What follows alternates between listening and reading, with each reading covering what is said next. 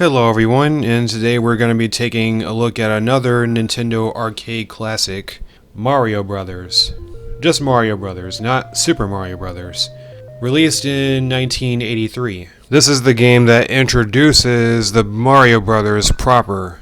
Mario's first technical appearance would be Donkey Kong in 1981, when he was referred to as Jumpman and not Mario yet. This would be Mario's third video game entry since Donkey Kong came out. His second appearance being in a game that I won't be covering just yet, but in the near future.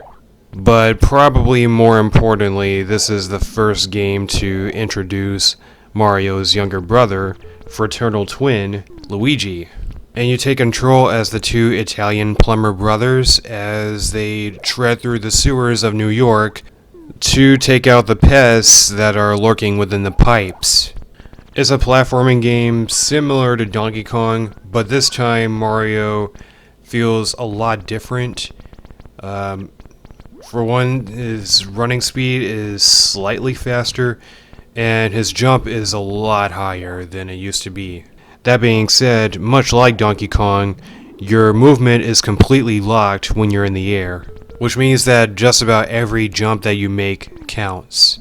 Probably more so here than ever before. The reason why it's so important is because it's the key to getting rid of all the pests in the game. And no, not in the way that you may think if you've played any of the Super Mario games that came out after this. You have to get underneath a platform and jump and hit an enemy from underneath it. This will knock an enemy on his back, and then you can jump up on the platform that they're on and kick them into the water. You can also use POW blocks, which is also very useful for knocking enemies on their backs, especially when you're in a really tight space, and the game becomes far more difficult. With that being said, let's talk about the enemies themselves. There are three main enemy types in the game.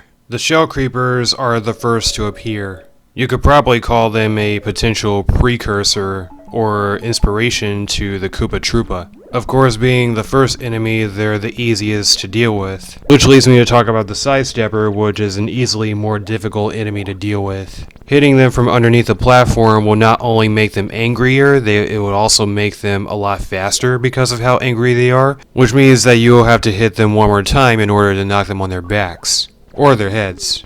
Next are the fighter flies. These guys suck. And I don't mean suck like mosquitoes. They move incredibly slow and they are very, very floaty. This, of course, is because they have the ability to fly. But even if they don't fly, or they just fall down to another platform, or you knock them on their backs, they are still just as slow. And it's really, really bad. It takes forever to kill these things, and that's if you can get them on their backs before they start flying again. But that's not even what makes this game challenging. What makes this game challenging is when you start adding hazards into the mix. I'm talking red fireballs that bounce around the screen like a DVD screensaver. Green fireballs that will appear on the same floor as you and make a beeline towards you while you have other enemies to worry about. And the slip ices, aka the freezies, which will turn the platform into ice. Slippery, sliding ice. Along with icicles that fall from the ceiling. Now at first I was going to just make a video on the NES version because I had never played the arcade version of the game. But after realizing that there's an arcade archive available of the game on Nintendo Switch, via eShop, I decided to go ahead and give the arcade version a try, and I was pretty surprised at how difficult the game was. My goodness, they really wanted people to spend their coins back in the day, because the difficulty difference between the NES version and the original arcade version are night and day, at least in my opinion.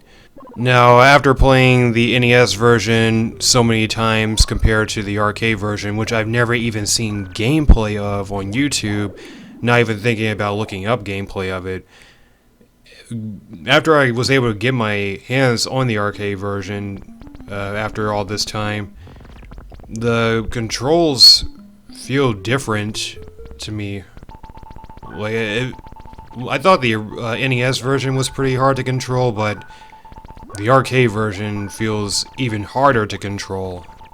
But I could be wrong about that. They could be exactly the same, and I probably don't realize it, but it just doesn't feel right. I feel like I suck more at the arcade version than the NES one. In fact, it was so hard to control Mario that I messed up the bonus level, the bonus phase, on my first time playing it when I was playing the arcade version. I also found the sound effects of the arcade version to be pretty interesting.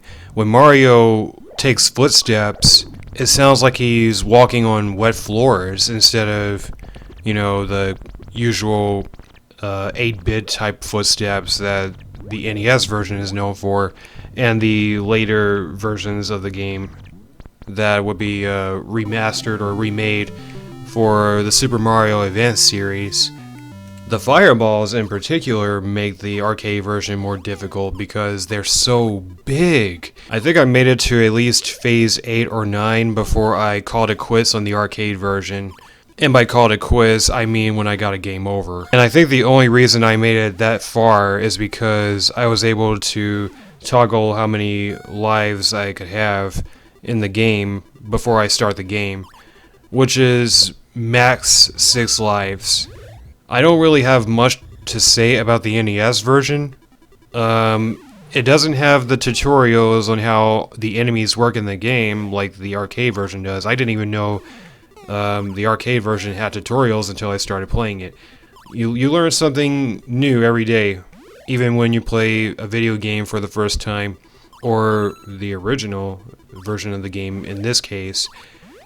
Aside from that, the NES port is pretty faithful to the arcade version. Coming from somebody that played the arcade version the most, the NES version the most, and only playing the arcade version a couple times, is really faithful. And I really got nothing to say about it. That being said, I do prefer the NES version more because I feel like it just controls better. The arcade version just feels weird to me, just a little bit weird. The controls overall are outdated anyway, especially by Mario standards, but I think it's a pretty fun game. It gets very difficult the further you go, as most arcade games usually do. And this is the only game that you're probably ever going to see where Mario and Luigi, the Mario brothers, are actually doing plumbing type stuff. I mean, yeah, you get references of them being plumbers in later games, but this is the most you're gonna see of them actually doing plumbing inside sewers and whatnot. As I mentioned a little bit earlier in the video, this game did get remade in Super Mario Advance. I believe this game is available in Super Mario All-Stars, but I don't know. I've never seen gameplay from it.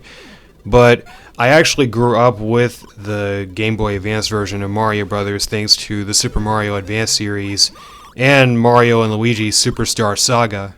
And I've got to say, the difference in how the game feels is so night and day. It's got the updated Super Mario...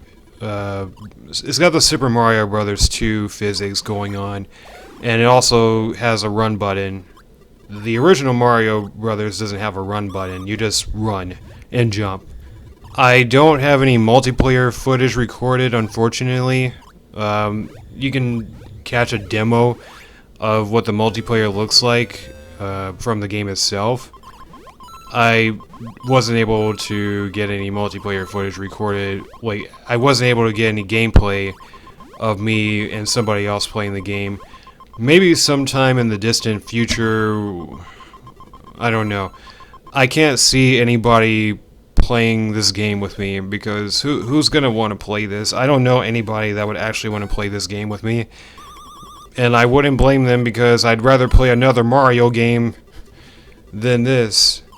Which, the game is not bad. It's definitely not bad. I don't think Mario has bad games, at least the main ones. I don't know about that Philips CDI game that you'll never see on this channel, but from my experience, Mario has never had a bad game. But this is not a game that I would go back to very often.